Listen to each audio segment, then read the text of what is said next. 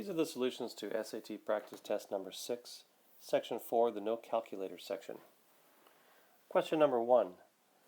Which expression is equivalent to the following? Well, this negative sign right here, this negative sign is going to distribute to that one, and to that one, which means it's basically going to switch the sign of everything inside this parenthesis here. So negative to negative makes that a positive 3x squared. Added to the 2x squared is going to give us 5x squared. So those are both out. And all we really need to do now is look at either the middle term here. These middle terms are different, and these ending terms are different. So we don't need to do the whole problem. Let's take a look at the term at the end.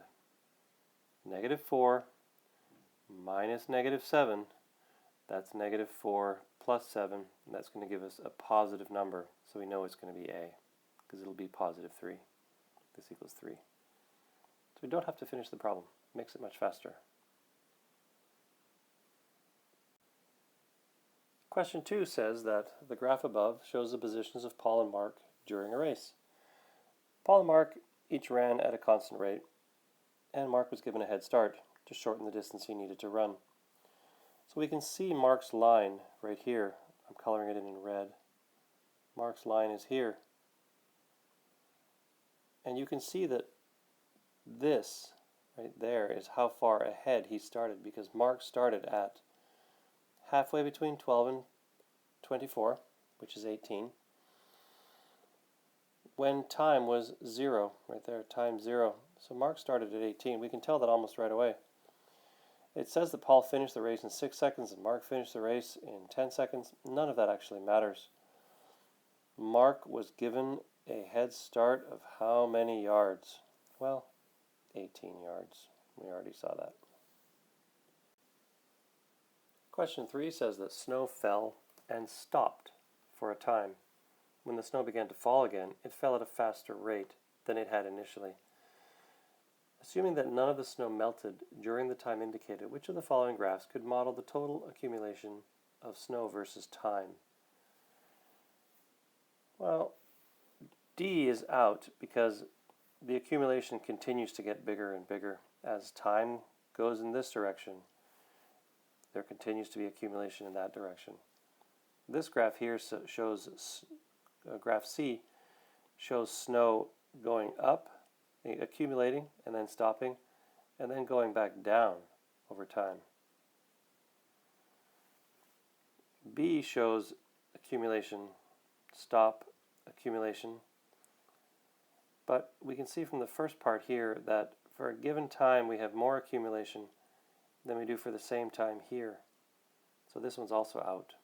That one's out. So it has to be A. And just to confirm, for a given time we have this much accumulation right there, and for the same given time we have that much accumulation there. So this slope is higher, so it's A.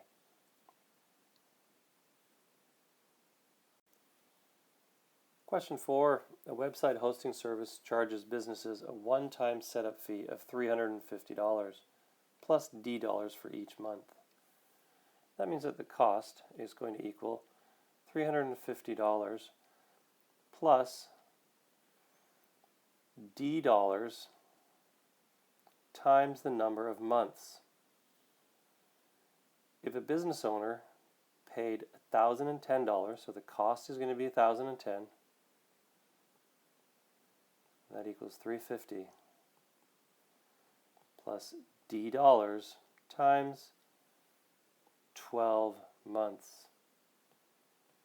And they ask for the value of D. So we just need to subtract 350 from both sides. Minus 350. And then we're going to have, so 1,000 minus 350 is going to be 650, but it's 1,010 minus 350, so it's really 660 equals D times 12. And 600 divided by 12 is 50, and 60 divided by 12 is 5, so it's 55. Divide by 12, divide by 12, and we get D equals 55. So it's D. It's kind of funny that it's D here. D here.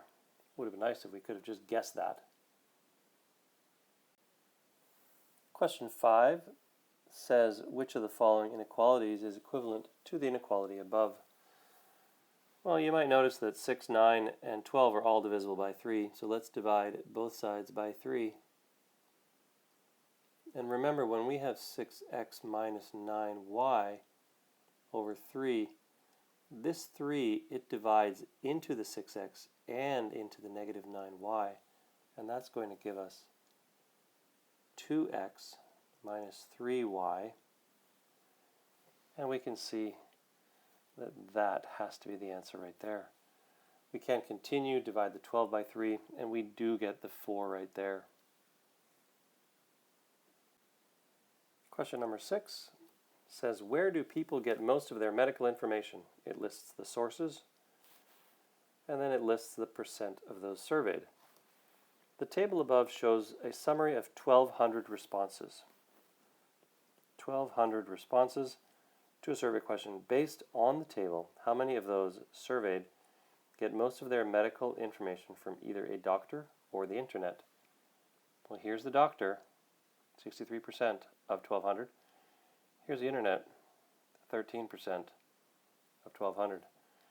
And that is 76%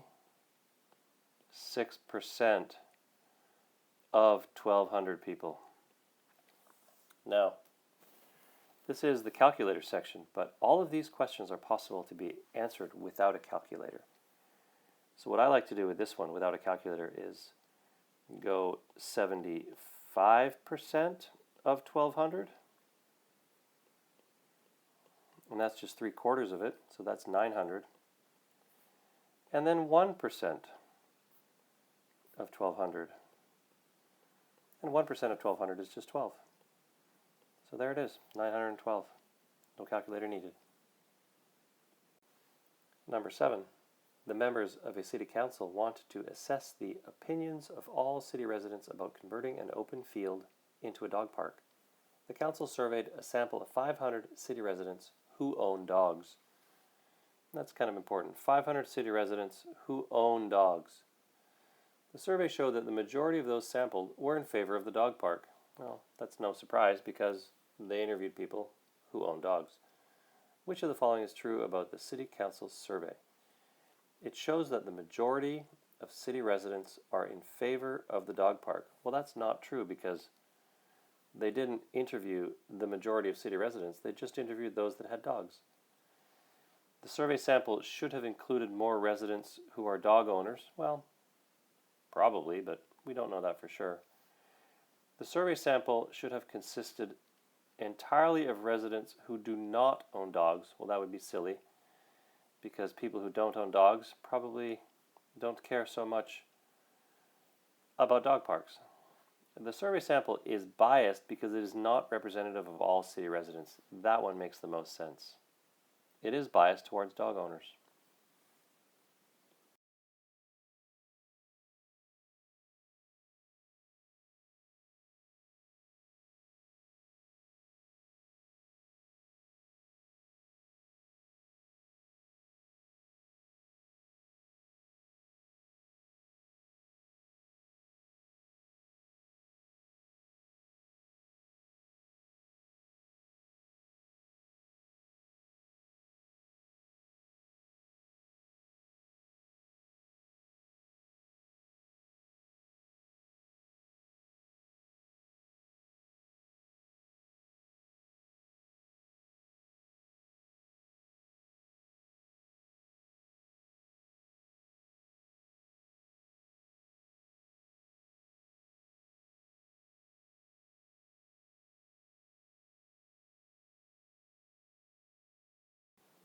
Question 9.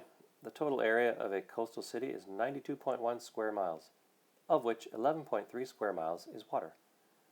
if the city had a population of 621,000 people in the year 2010, which of the following is closest to the population density in people per square mile of land area of the city at that time? So what we really want to do in this one is we want to divide the number of people, 621,000, divided by the land area. Well, the land area, LA, is going to be 92.1 minus 11.3 square miles of water.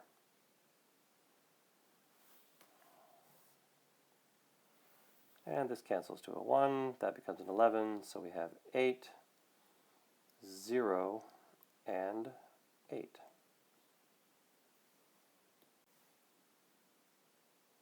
$80.8. So now we can take our 621,000 and divide it by 80.8.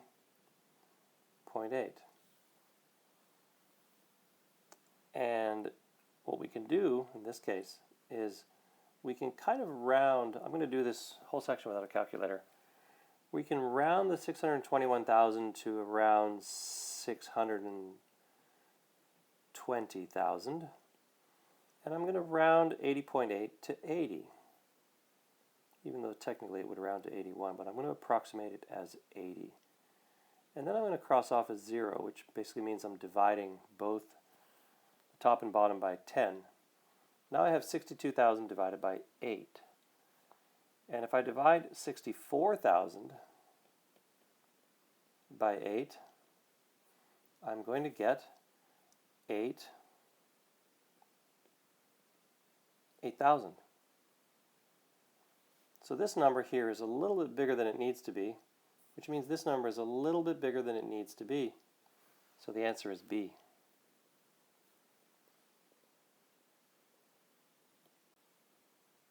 Question number 10.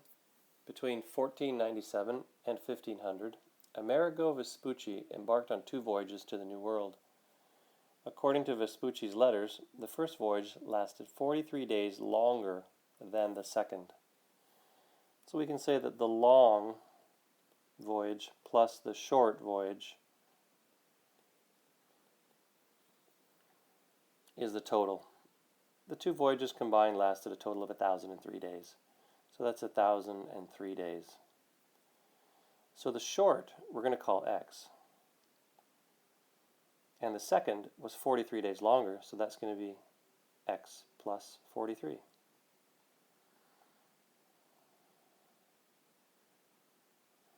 And that's 1,003. So we have 2x plus 43 is equal to 1,003. We subtract 43 from both sides. We get 2x is equal to 960. And we divide both sides by 2, and we get x is equal to 480. Then we have to check the question. How many days did the second voyage last? The second voyage last. That's the short voyage, so it's x, so it's 480. You have to be careful with these kinds of questions because sometimes what they'll do is they'll set the question up in such a way that it makes sense to calculate x, which is the short voyage, but they might ask how long is the long voyage, and then you have to add 43 to x. So as you get further into a math section, the questions get a little bit trickier, and the variable that you are solving for sometimes isn't the correct answer to the question, but it will be one of the answer choices. Question number 11 is a classic system of linear equations question. And usually what we want to do is find a way to add or subtract the equations to eliminate one of the variables, and they've actually set it up very nicely for us here, because if we add these 2 equations together, we have a plus 3y and we have a minus 3y, and those are going to cancel out. So let's add the 2 left-hand sides together, 7x plus 3y plus 6x plus the minus 3y, that's going to equal 13. Of course, those cancel, which is the point. 7x and 6x is 13x, which equals 13. And that means that x is just 1. What is the value of x minus y? This means we must solve for y. So we choose one of the equations above and plug in 1 for x. Let's choose the second one. 6 times 1 minus 3y is equal to 5. 6 minus 3y is equal to 5. Of course, we could solve this by algebra by subtracting 6 from both sides and dividing both sides by negative 3. However, it's also easy to just look at it and say this is 6, and this is something that we have to take away from 6 to get 5. What do we take away from 6 to get 5? Well, we take away a 1, so this is equal to 1. 3 times something is 1. That means that y is equal to a third. 3 times a third is equal to 1. So if x is 1, y is a third. That gives us x minus y, which is 1 minus 1/3, which is 2/3. So the answer is B. Questions 12 to 14 refer to the following information. We have a table of sunflower growth data and a graph of sunflower height over time. All of this information below, this information here, all it does is explain what we have above. But what we have above is pretty self-explanatory. So we don't even really need to read it. Over which of the following time periods is the average growth rate of the sunflower the least? Day 0 to 21, it's somewhat steep. So days 0 to 21 is from here to here, 0 to 21, somewhat steep. Day 21 to 42 is steeper. 42 to 63, the average would be right about there. We can see though at the end it's very, very flat. So the average growth rate is the slope, and it's definitely the least in that area. So it's D. The next question says, the function h defined by h of t equals at plus b, where a and b are constants, models the height in centimeters of the sunflower after t days of growth. And this is particularly important here. During a time period in which the growth is approximately linear. Well, that's going to be from approximately 14 to approximately 49. So from 14 to 49, time equals 14 to time equals 49, the growth rate is approximately linear. And this equation here is a linear equation, where A is the slope, B is the y-intercept. And you can see AB, or rather AT plus B, is very similar to MX plus B, which is the standard linear equation form, actually slope-intercept form. So what does A represent? Well, A is the slope. It's in the same position as M. You know, X, this is our T, X is our T, this is that, and this is that. So A is the slope. What does A represent? Well, the slope is the growth rate, height per day. And so if we look at all the different questions or answers, A says the predicted number of centimeters the sunflower grows each day during the period. Well, that's it right there. Let's look at the other ones just to be sure. The predicted height in centimeters of the sunflower at the beginning of the period? No, that would actually be B. That would be this one right there. The predicted height in centimeters of the sunflower at the end? No, it's the growth rate. the predicted total increase, again, that's not it, of the sunflower in centimeters during the period. No, that would just be the difference between the beginning and the end. A is definitely the slope, and that's definitely the growth rate, and so it's definitely A.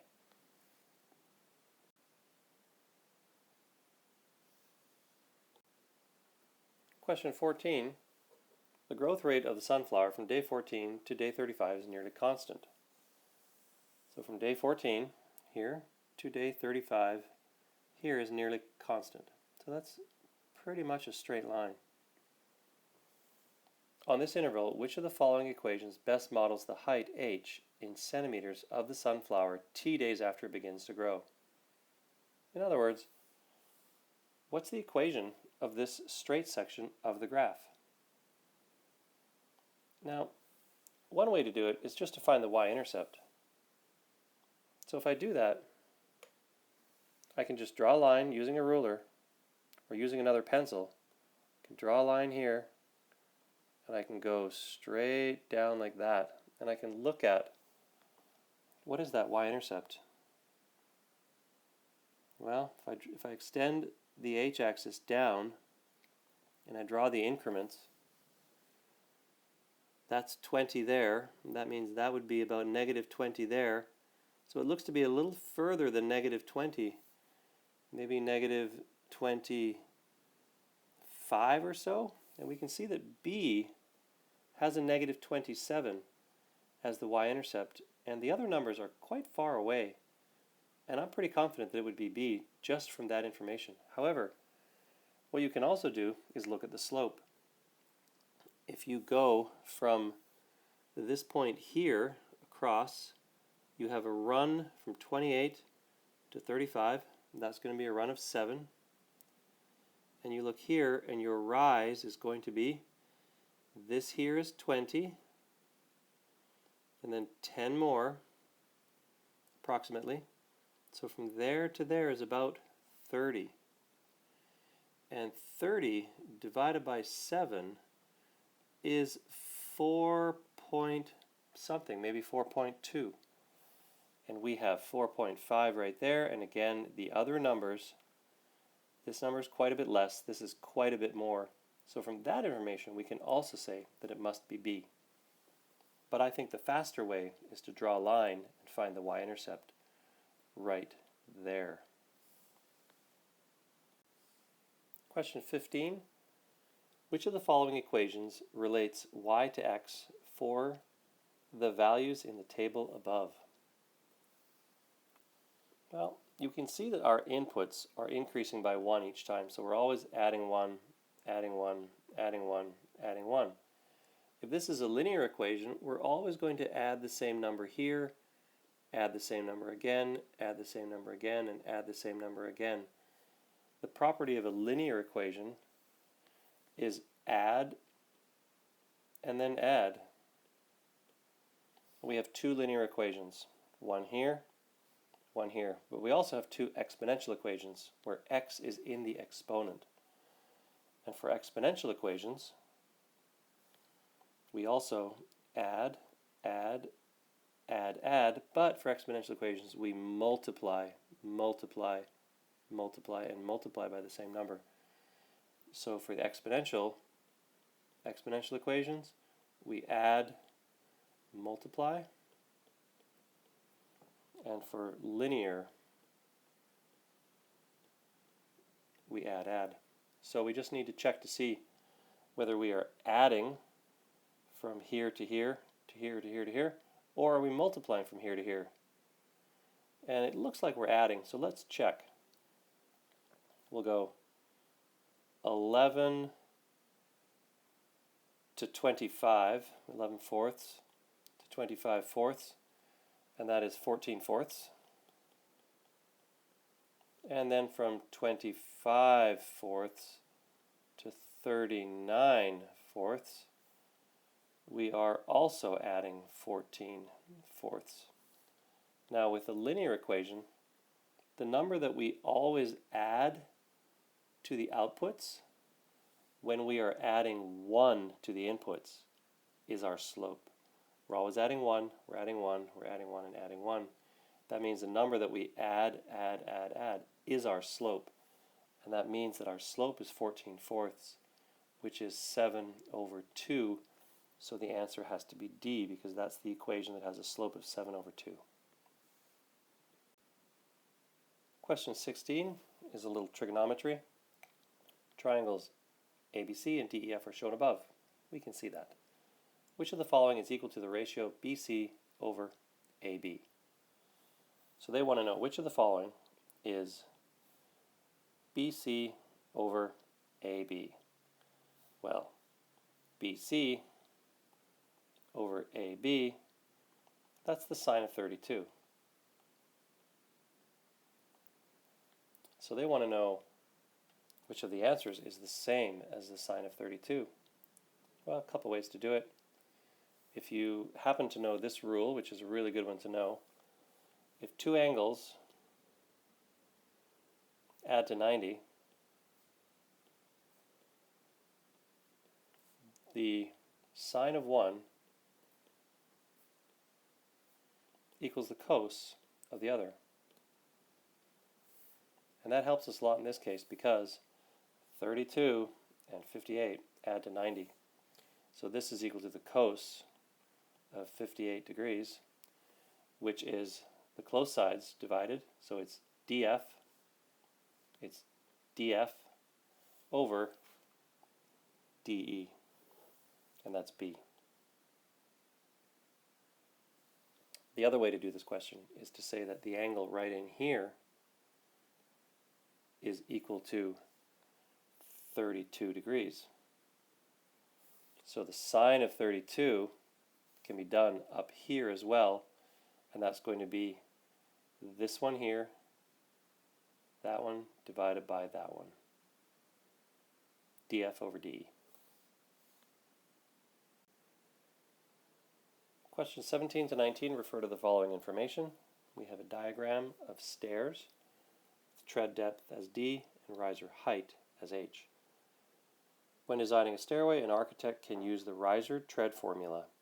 2H plus D is equal to 25, where H is the riser height in inches and D is the tread depth in inches. For any given stairway, the riser heights are the same. The height of the stairs are always the same. And the tread depths are the same for all steps in that stairway. The number of steps in a stairway is the number of its risers. For example, if there are 5 steps in the stairway in the figure above, the total rise of the stairway is the sum of the risers as shown in the figure. I think that's pretty obvious. Number 17. Which of the following expresses the riser height in terms of the tread depth? In other words, take the equation we have above, take this equation right here, and solve for H. Well, to do so, we subtract D from both sides and divide by 2. 2H plus D is 25. Subtract D from both sides. 2H is equal to 25 minus D. Divide by 2, divide by 2. H is equal to this. Well, none of the answers are divided by 2, but dividing by 2 is the same as multiplying by a half, so we can scribble that out and go times 1/2, like this, in parentheses, right there. 25 minus D times a half, and that's B.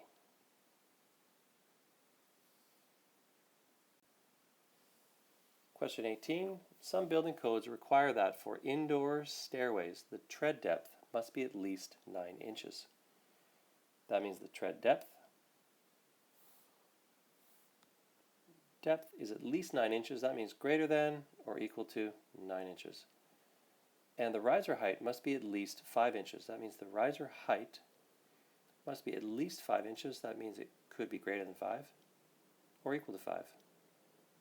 It looks like none of our answers have D in them, so we can disregard that. And if we look at the possible answers, it says that the riser height must be greater than or equal to 5. Well, that means that this one's out. Maybe it's that one, because that's exactly what we've written.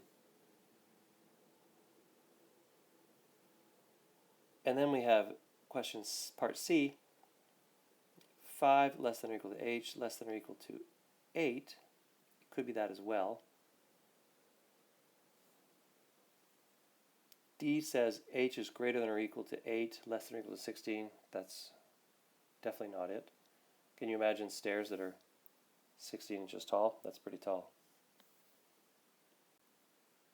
Now we simply have to choose between B and C. And in this case, you can actually use common sense. When it says h is greater than 5, that's basically saying that the height of the stairs must be greater than 5, which means they could be 50. But stairs that are 50 inches tall would be very difficult to climb. So the height, it's got to have an upper limit. So it makes sense that it's C. So I would choose C, just using my common sense. That's actually the fastest way to do it. You can, however, plug in 5 into the rise or tread formula. 2, 5, plus the depth is equal to 25.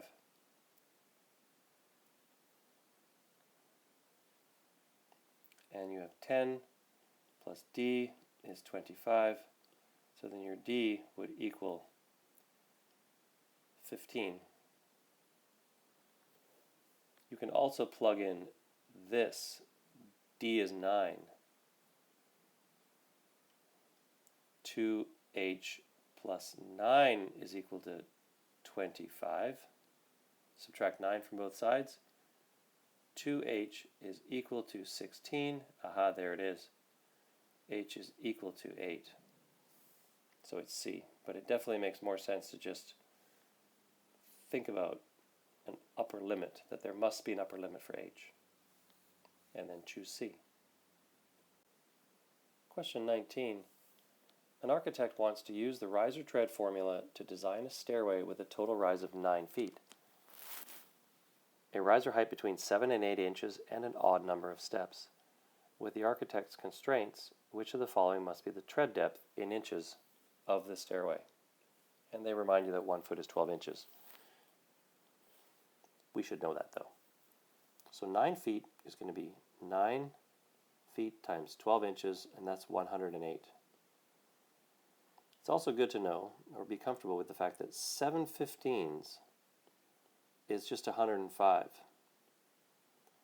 So if we divide 108 inches by 15 steps, which is an odd number of steps, we're going to get 7, and then a remainder of 3, so it's 7 and 3/15, which is 7 and a fifth, which is 7 and 2/10, which is 7.2 inches.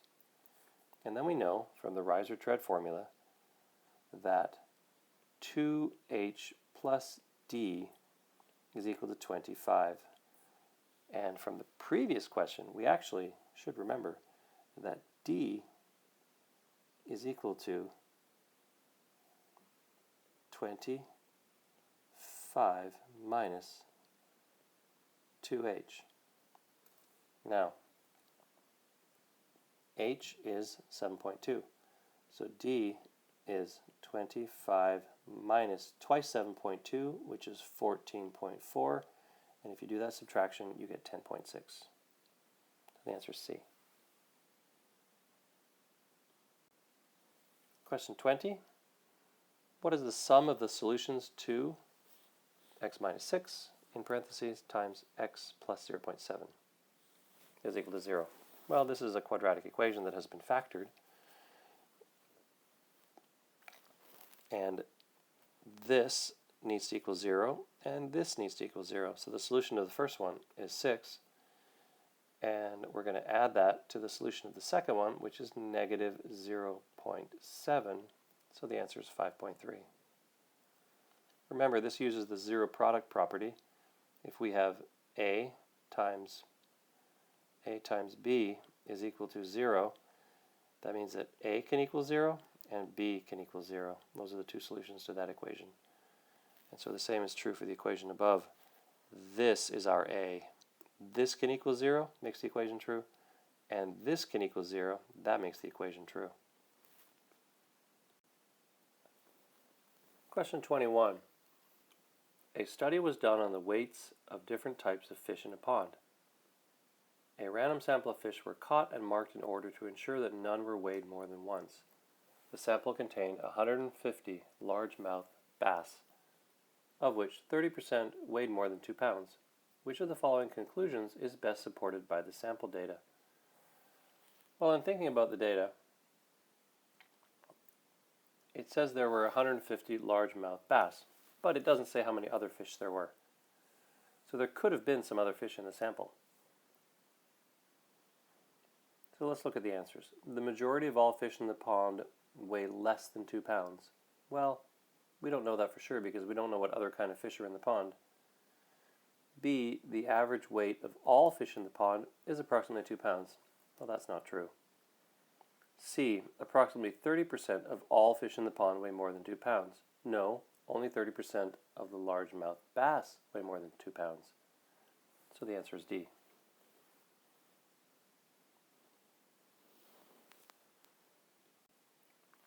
Question 22. We have a table of the number of states with 10 or more electoral votes in 2008. In 2008, there were 21 states with 10 or more electoral votes, as shown in the table above. Based on the table, what was the median number of electoral votes for the 21 states? Well, median just means middle. So if you have a few numbers, if you have 3, 4, 5, 7, 8, 9, and 10, the middle is 7. And the middle is the median. So the median is the middle. You can remember that because they both have a D in the third letter. So what we do is we want to cross off one from each side, and then another one from each side, and then another one from each side, and eventually we'll get to the middle. So if we have 21 states, that means we're going to need to cross off a bunch from each side. In fact, we're going to need to cross off 10, and then we're going to need to cross off 10 again. 10 from the first 21, and then 10 from the last 21, if they were all in order. So let's start doing that. We are going to cross off 4 here, 4 here, 12 here, 13 here. So we have crossed off 4, 8, 9, 10, and then we're going to have some 15s, but the very next number is going to be 15, so that's the median. 15 is the median. We could also try crossing off 10 from the end, but it takes more time, which we don't want to spend doing, but let's try it here anyways. Cross off 55, 34, 31, 27, 21, 20, so we've crossed off 1, 2, 3, 4, 5, 6, 7. If we cross this off, we've crossed off 8, and so 15 are in the middle, and so it's definitely 15. There are 3 15s in the middle. If we continue crossing off, we're going to have to cross off another 15 and another 15, and we'll be left with a 15 in the middle. Question 23 is a graph of the height versus time for a bouncing ball. As part of an experiment, a ball was dropped and allowed to bounce repeatedly off the ground until it came to rest. The graph above represents the relationship between the time elapsed after the ball was dropped and the height of the ball above the ground. After it was dropped, how many times was the ball at a height of 2 feet?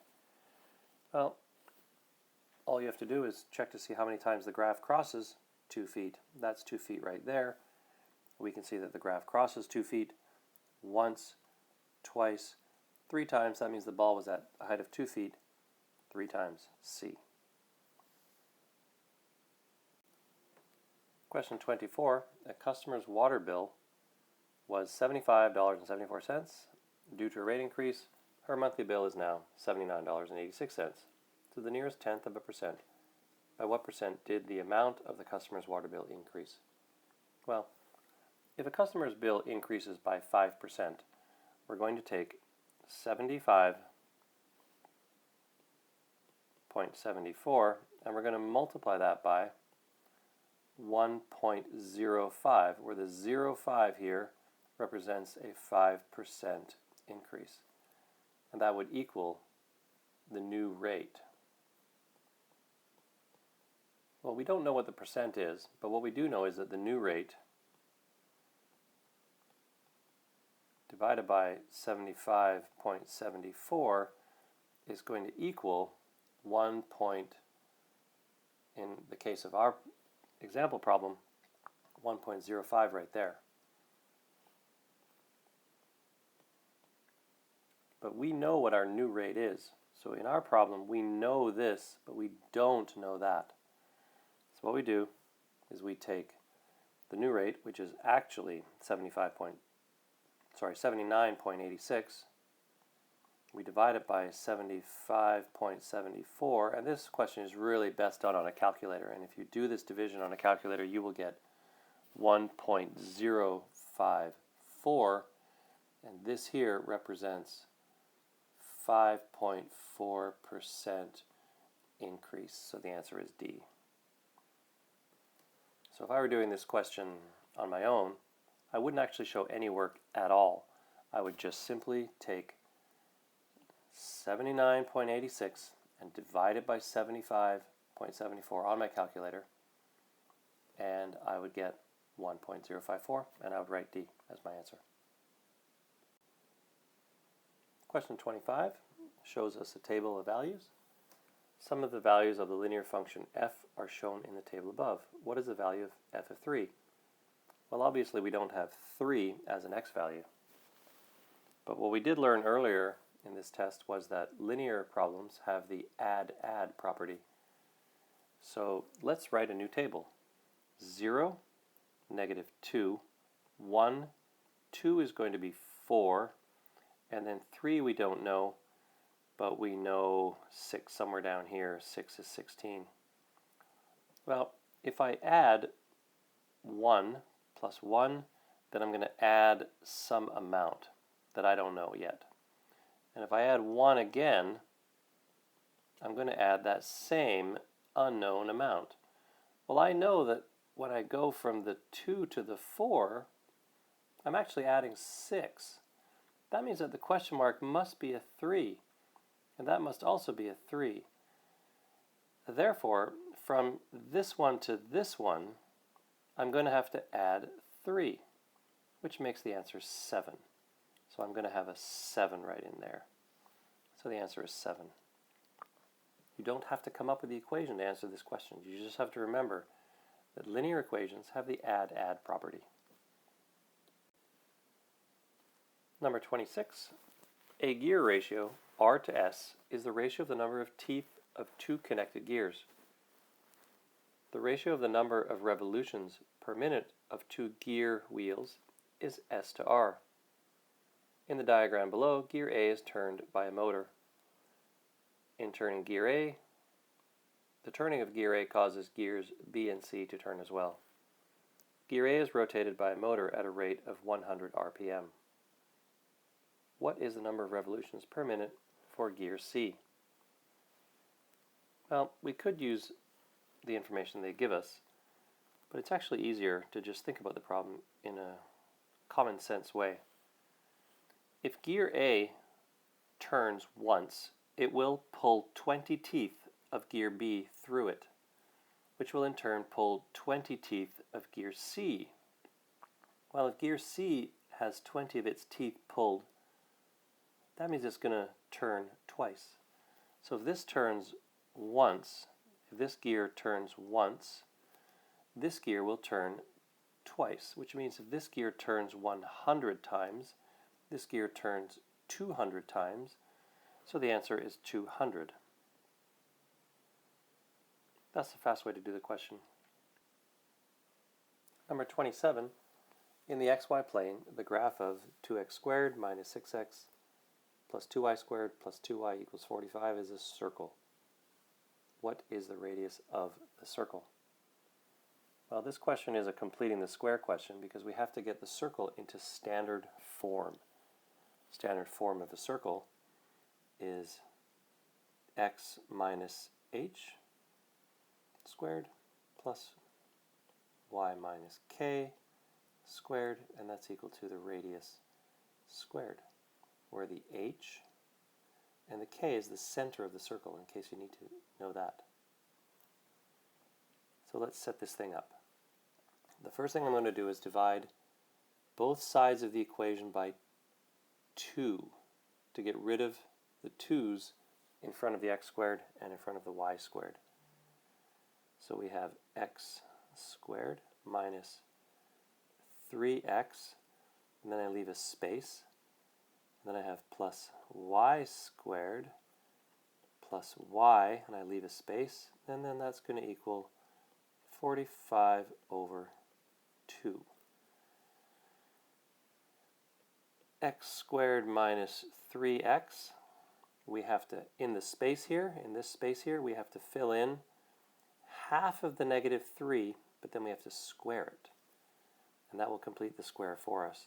So half of negative 3 is negative 1.5, and 1.5 squared is 2.25. So we're going to add 2.25, and then we're going to have y squared plus y, and then we're going to have another space. We have to fill this space in right here, and we fill it in with half of the coefficient of y, but then squared. And in front of the y we have a 1. The 1 is right here. It's not written. We have a 1. Half of 1 is, well, half. And when you square a half, you get a quarter. And so we're going to have plus 0.25. And that's going to equal 45 over 2. But then we also have to add the 2.25 to the right side, and we also have to add the 0.25 to the right side. So when we group these together, we're going to get perfect squares. We don't actually have to solve the left side of the equation, but I will do so just to teach you how to do it. We're going to have x minus 1.5 all squared plus, and then y plus 0.5 squared. And that's going to equal 45 over 2, which is 22.5. We have to add 2.25, and we have to add 0.25, and that's going to equal 2.25 plus 0.25 is 2.5. 22.5 plus 2.5 is 25. And that's equal to our r squared, which means our radius is just 5. Incidentally, if you were asked for the center of this circle, the center would be 1.5, and then you can switch this plus sign to a minus negative 0.5. So then the y value of the center would be negative 0.5. So the center would be at 1.5, comma, negative 0.5, if you needed to know that. Question 28 is an absolute value problem. Two different points on a number line are both 3 units from the point with coordinate negative 4. The solution to which of the following equations gives the coordinates of both points? First thing we should do is draw it so we can visualize it. There's a number line. Here is negative 4, and we're looking for 2 points that are 3 units away. And here's our first one, x, 3. And here's our next one, 3, and x. We could say an x1 and an x2, but I'm just going to call them both x. So to calculate this distance here, we would go x minus negative 4, which is x plus 4. To calculate this distance here, I would go negative 4 minus x.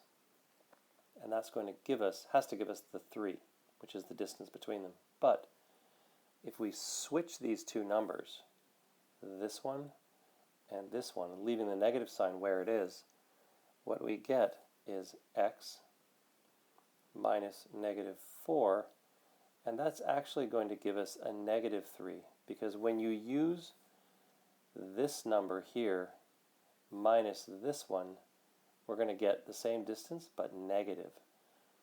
So this one is really x plus 4 is equal to negative 3, and then this one would be equal to 3. So if we take the absolute value of both of these, then we'll get 3 from either case. So the answer is x plus 4, and then take the absolute value of that is equal to 3. So the answer is A.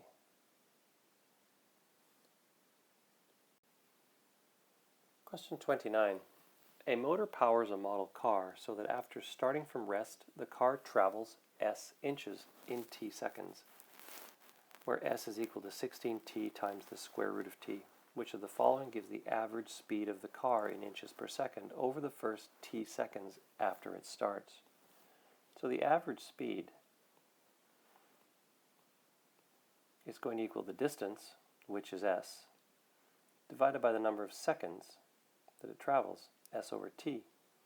But s is equal to 16 t times the square root of t. So s is equal to, and then if we divide that by t, we divide that by t. These t's cancel, leaving us with 16 root t, b.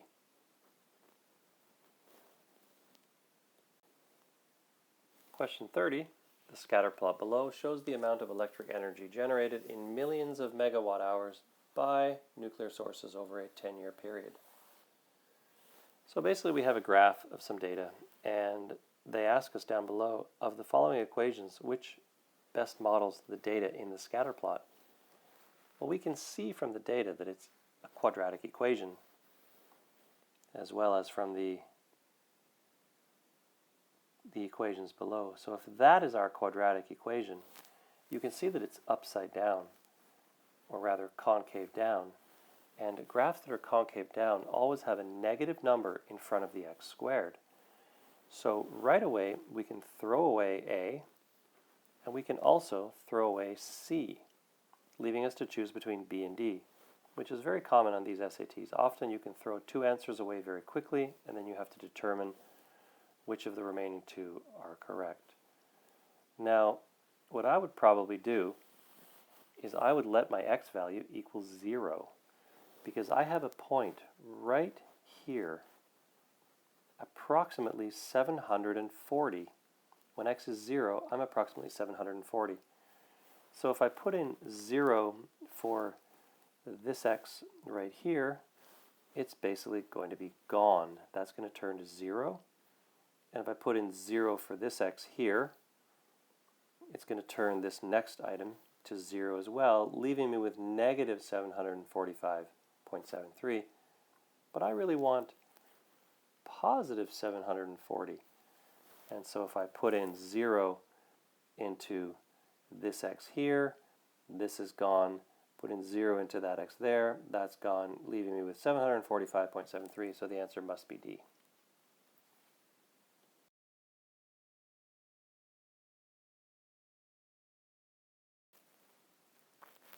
Number 31. A group of friends decided to divide the $800 cost of a trip equally among themselves.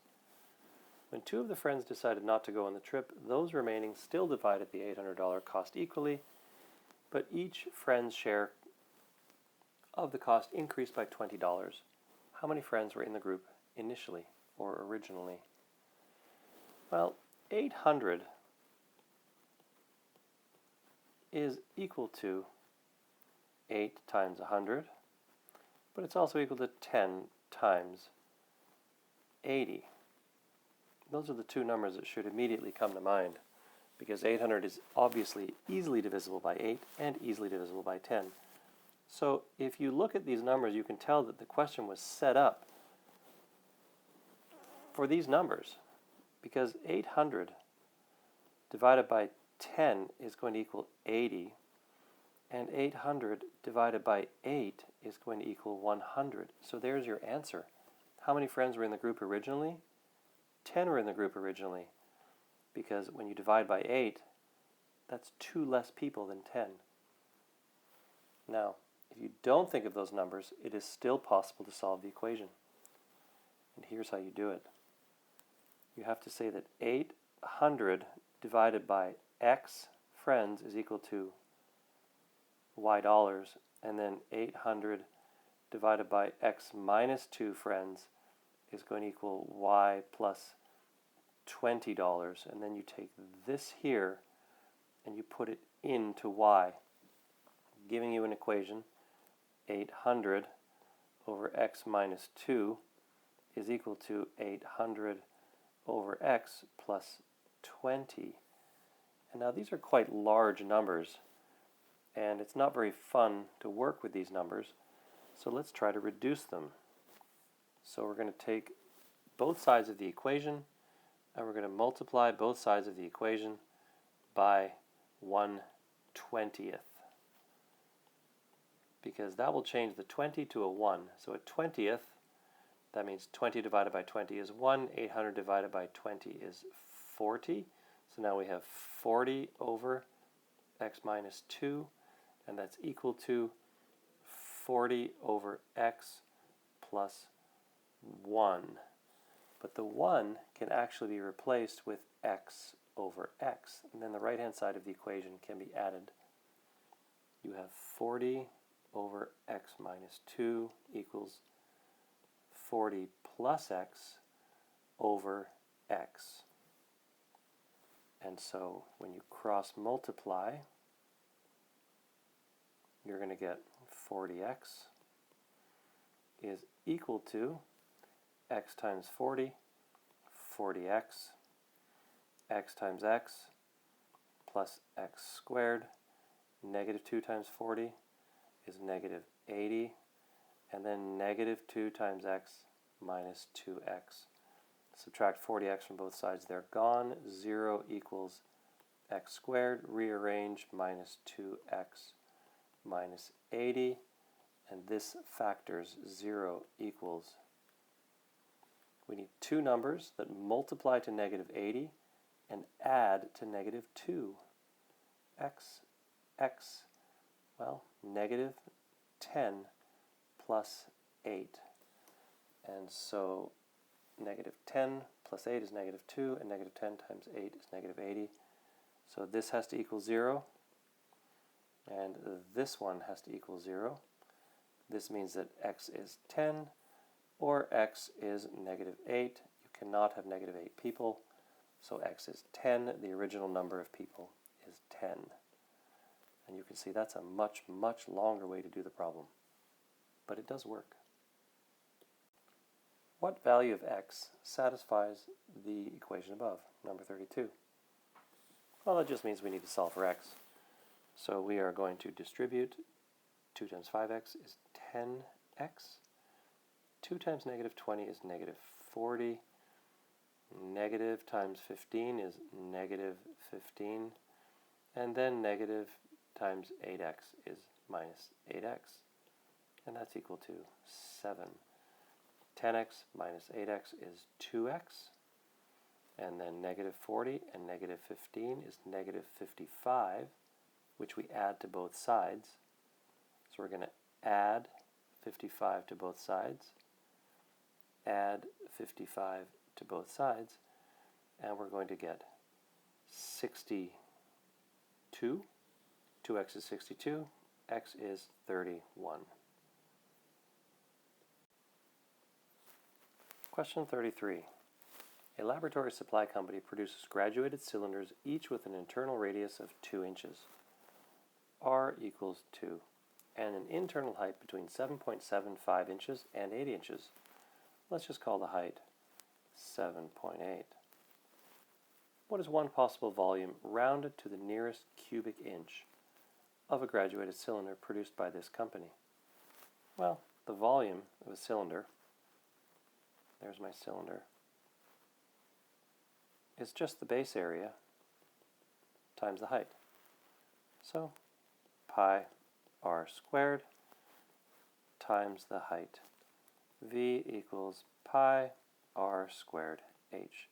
So V would equal pi times 2 squared times the height, which is 7.8.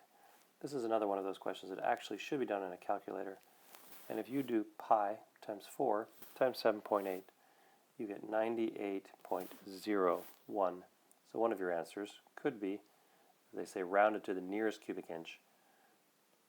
Inches cubed. The volume is 98 inches cubed, so 98. Question 34. In the xy plane, the graph of y equals 3x squared minus 14x intersects the graph of y equals x at the points 0, 0 and AA. What is the value of A?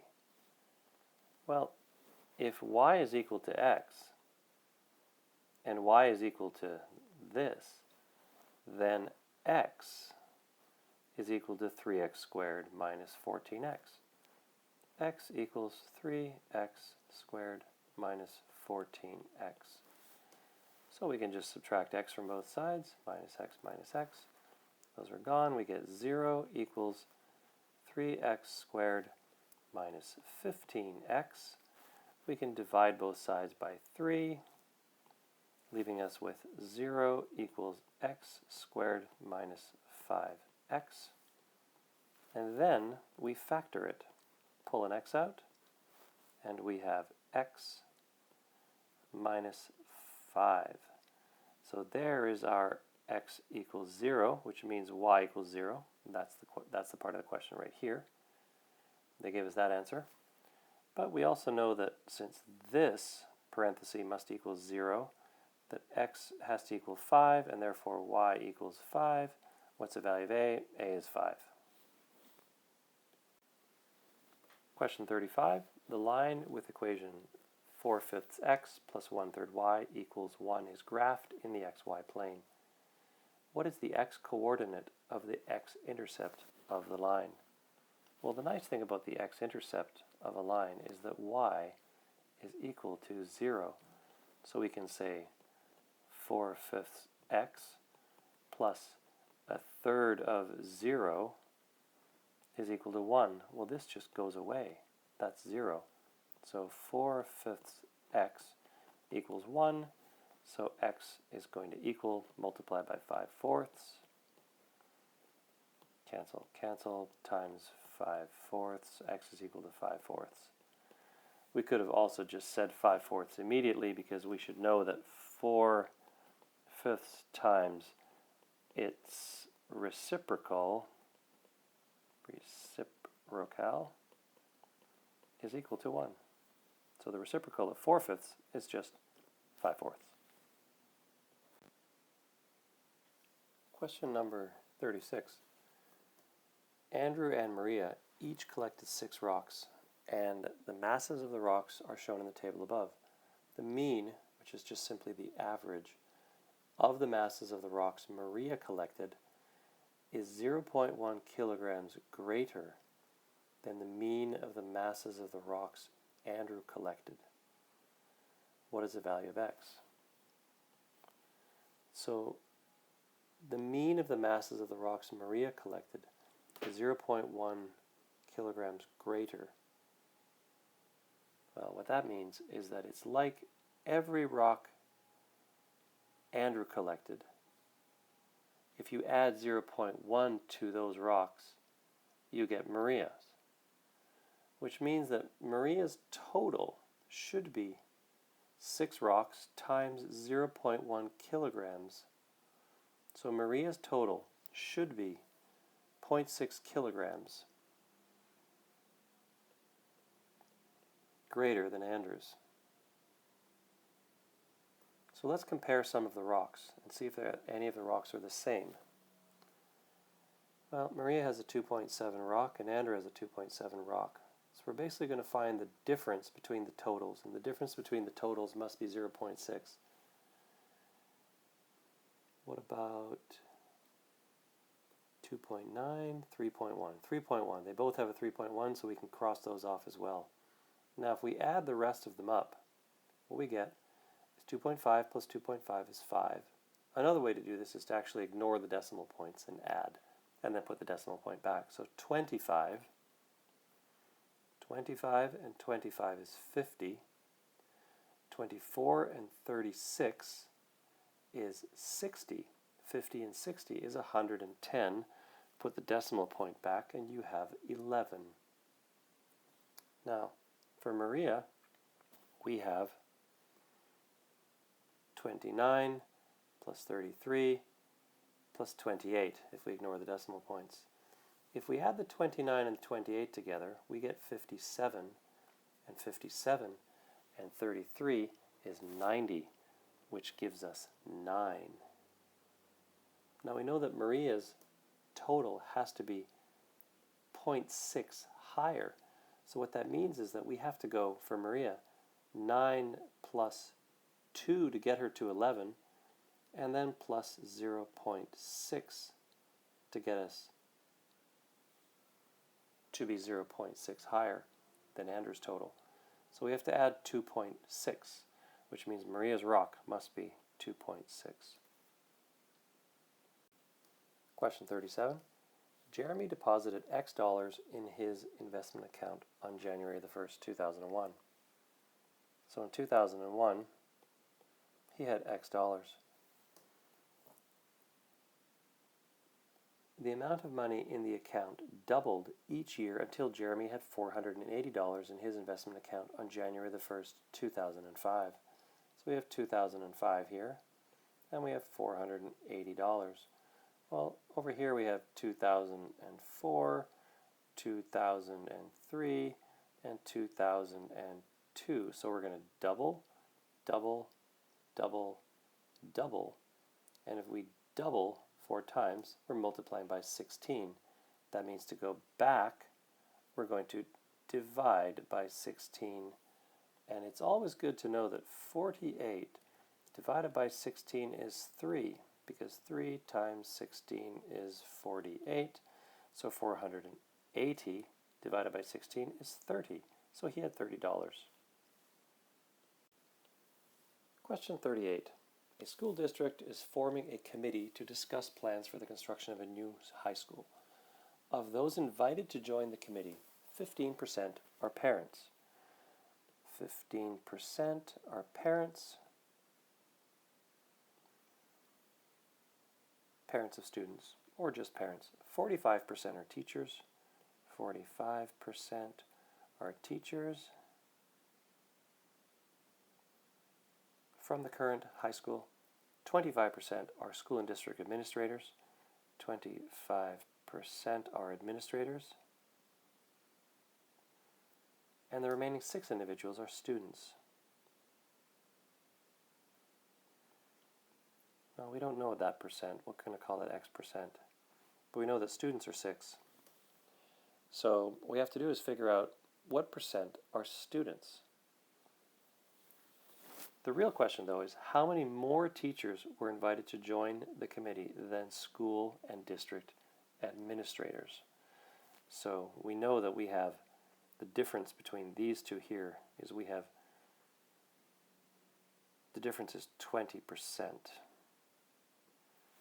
So if we add 15 to 45, we get 60%. And then if we add 60% to 25%, we get 85%. And that means that our X percent is equal to 15%. So 15% is 6 students. That means that if we divide this by 3 and we divide this by 3, that means that 5% is equal to 2 people. So if we have 20% here, that's 4 5s. So 20% is going to equal 8. So we have 8 more teachers than administrators. And that's the last question.